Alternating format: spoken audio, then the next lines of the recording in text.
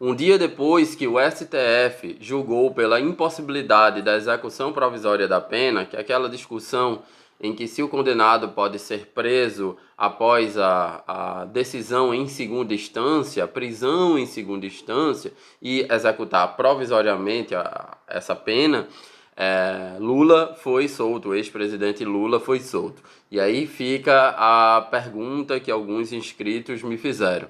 Será que Lula vai poder ser candidato em 2022, quando ocorrerão as próximas eleições presidenciais? Bom, se você não me conhece, meu nome é Ronaldo Bastos, você está no blog Cidadanize, eu sou doutor em Direito e aqui a gente trabalha política com dados. Então, essa é uma pergunta pertinente, né? E para responder essa pergunta, eu tenho que explicar algumas questões para vocês. Tenho que explicar quais são as condições para alguém ser candidato a qualquer cargo político, em especial à presidência da República. Tenho que explicar as inelegibilidades trazidas pela chamada Lei da Ficha Limpa, Lei Complementar 135 de 2010, e tenho que explicar o processo que corre no Supremo Tribunal Federal, que pede a anulação do julgamento em primeira instância de Lula, que foi conduzido pelo então juiz Sérgio Moro, hoje ministro da Justiça. Pois bem, o que aconteceu? Em julho de 2017, o ex-presidente Lula ele foi condenado a 9 anos e 6 meses de prisão por corrupção passiva e lavagem de dinheiro em um processo super polêmico, super acompanhado pela sociedade brasileira no meio da operação Lava Jato. Né? Essa condenação foi confirmada pelo Tribunal Regional Federal da 4ª Região, onde fica a seção que pertence à seção federal lá da 12ª Vara de Curitiba, isso em 2018, e inclusive foi aumentada a pena para 12 anos e 1 mês de prisão. E em abril de 2019, o Superior Tribunal de Justiça decidiu manter a condenação, mas reduziu a pena para 8 anos e 10 meses. Então, é por essa razão que Lula ele estava já cumprindo, executando provisoriamente a pena, porque essa era a opinião do Supremo Tribunal Federal. Era o entendimento do Supremo Tribunal Federal, pelo menos desde 2016, que os acusados poderiam passar a cumprir a pena, executar provisoriamente a pena a partir da condenação em segundo grau. No caso, a de Lula foi a condenação promovida pelo Tribunal Regional Federal da 4ª Região. E aí, antes de falar dessa condenação, eu quero explicar para vocês algumas questões acerca da elegibilidade. O que é isso? Todos aqueles que querem ser candidatos a algum cargo político, eles têm que obedecer algumas condições, né, que são trazidas pela Constituição Federal e por legislações complementares e ordinárias. Né? Na Constituição Federal, essas que a gente chama de condições de elegibilidade estão previstas no parágrafo 3º do artigo 14. Eu vou ler para vocês. Né? São condições de elegibilidade: a nacionalidade brasileira, o pleno exercício dos direitos políticos, o alistamento eleitoral, o domicílio eleitoral na circunscrição, a filiação partidária e uma série de idades mínimas a depender do cargo. No caso de presidente da República, a idade mínima é 35 anos. Para a gente analisar o caso Lula, a gente tem que promover a leitura do parágrafo 9º desse artigo 14 da Constituição, que diz o seguinte, só o início desse parágrafo: lei complementar estabelecerá outros casos de inelegibilidade. Então, a inelegibilidade ou as condições para alguém ser eleito não são estabelecidas apenas na Constituição. A Constituição traz as diretrizes básicas, mas é possível que alguém seja impedido de ser candidato por alguma legislação posterior à Constituição. Que legislação é essa especificamente no caso Lula? É a Lei Complementar 135 de 2010, conhecida como Lei de Ficha Limpa. Foi uma lei de iniciativa popular né? E pasme, foi aprovado, foi sancionado pelo próprio Lula quando ele era presidente da República. De acordo com a lei da ficha limpa, ficam inelegíveis, ou seja, impossibilitados de apresentar candidatura, de registrar a candidatura lá no TSE, para qualquer cargo, pelo período de 8 anos, quem for condenado em sentença, em decisão transitada em julgado ou proferida por órgão colegiado, que em regra é o segundo grau, né? O segundo grau de jurisdição é um órgão colegiado, em cerca de 10 tipos de crimes, né? Entre eles, enquadram-se o de corrupção passiva e de lavagem de dinheiro, crimes pelos quais Lula foi condenado em primeira, segunda e terceira instância. Então, mesmo Lula estando solto, ele não é elegível, né? É preciso ter clareza sobre essas questões.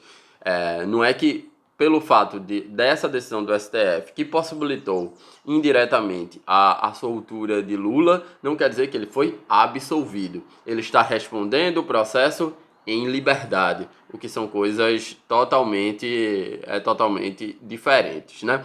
E a pergunta que fica bom, ele não pode ser candidato se mantiverem as atuais condições jurídicas, né? Se a condenação for mantida, a condenação dele for mantida, já foi condenado em terceira instância. Só que essa situação de Lula poderá ser modificada? Sim, poderá ser modificada. Por quê? Porque Lula e a defesa de Lula aguardam o julgamento de uma ação que está na segunda turma do STF, que vai definir a suspeição do juiz Sérgio Moro, hoje ministro da Justiça. O que é a suspeição? Um juiz suspeito é aquele que, de acordo com uma série de critérios legais, não tem a independência ou a imparcialidade suficiente para julgar uma ação. Desculpem. Por que o juiz tem que ser imparcial? Isso é uma das garantias básicas do processo. Um juiz não pode julgar um amigo íntimo, por exemplo, ou não pode julgar um inimigo capital, porque o juiz tem que aplicar o direito e não promover com o processo vinganças, né? Então, havia já na época em que o Sérgio Moro era juiz da 12ª Vara de Curitiba, uma série de alegações de que ele não tinha a independência suficiente para promover o julgamento de Lula, né? Sérgio Moro, inclusive, fez algumas ilicitudes, como, por exemplo, liberou áudios que não tinham a ver com o processo, né? Com a natureza do que estava sendo investigado. Isso é um crime previsto na lei de interceptação telefônica, né? Ele está tanto errado que ele pediu desculpas ao Supremo Tribunal Federal, e o Supremo Tribunal Federal aceitou essas desculpas, o que foi uma postura equivocada da nossa Corte Constitucional, porque isso é um crime, né? Então não existe sem querer, né? Principalmente um juiz federal que conhece a lei.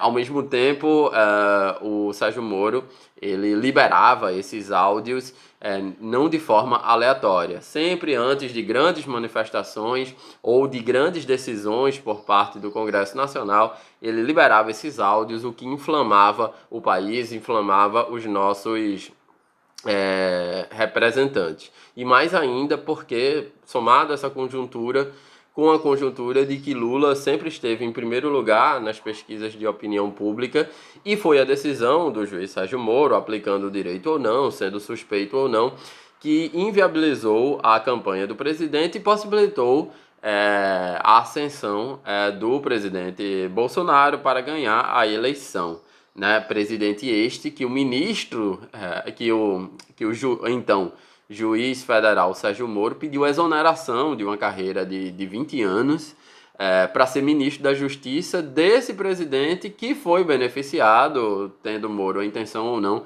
com as suas decisões que resultaram na condenação do presidente Lula.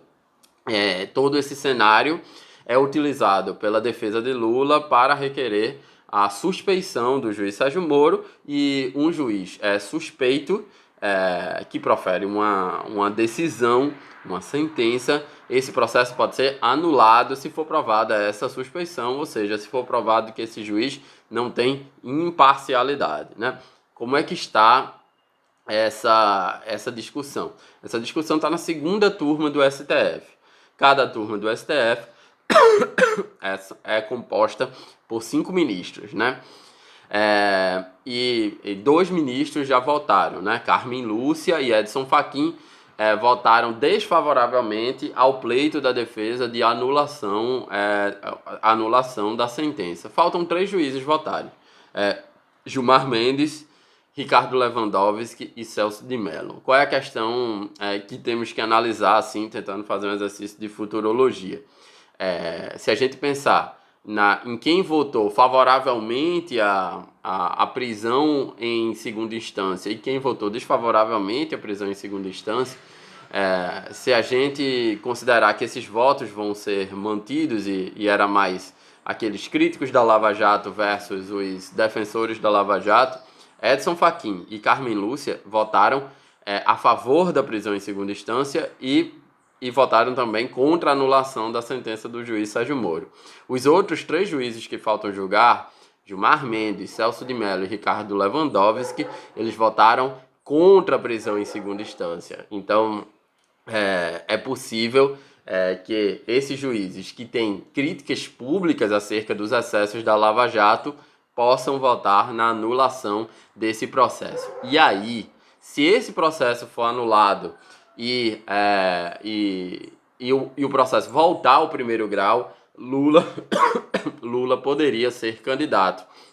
Porque quando esse processo é anulado e volta ao primeiro grau, aquelas condenações no segundo e no terceiro grau deixam de valer. Logo, como a lei da ficha limpa diz que um candidato é só inelegível se ele for condenado por sentença transitada em julgado ou por um órgão colegiado, Lula não vai ter mais essa condenação do órgão colegiado, que é o TRF da quarta região, e logo ele poderá ser candidato à presidência da República. Então é isso, pessoal. É essa a situação. Continuem aqui no blog Cidadanize, se inscrevam, comentem, deem like ou dislike, participem aí, deem suas opiniões técnicas. Até um próximo vídeo. Tchau!